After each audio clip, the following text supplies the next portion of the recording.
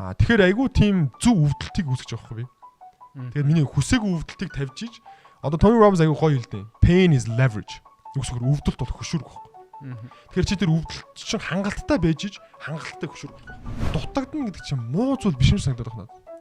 Тодорхой зүйл дутагдчихиж тэр хүн хүсэлтэй болдог. Амбицтай болдог. Тэгээд дотоод тэр моторт болж байгаа.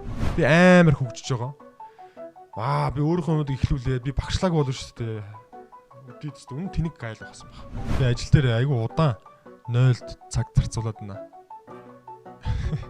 Юусуу гэхээр те хүн дуртай юм уу өстө 0-оор өстө ороод 3 минутанд юм яагаад топбал буцаа ажил руу гарна шүү дээ те.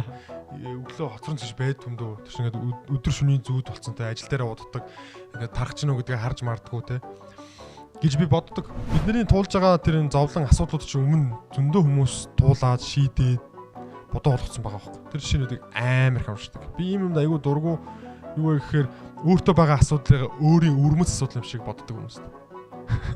Тэр асуудал чи өөр нэг хүн айл хэдийн шийдсэн. Хэдүүлээгийн нийгэмд яг үүндээ хамгийн супер хүмүүсүүд нь хин бэ гэхээр надад бол багш нар санагддаг. Багш нар. Гэтэ сайн багш нар шүү. Сэтгэлтэй. Яг ажиллаа сэтгэлээсээ хийдэг багш нар. Гэтэ даанч тоосон дарагдсан. Хинч тоодгүй. Сурагч нар ч тоодгүй, нийгэм ч тоодгүй, зах зээл ч тоодгүй. Тэгэхээр би бол юу гэхээр буцаад багш гэдэг мэргэжлийг секси болгоо.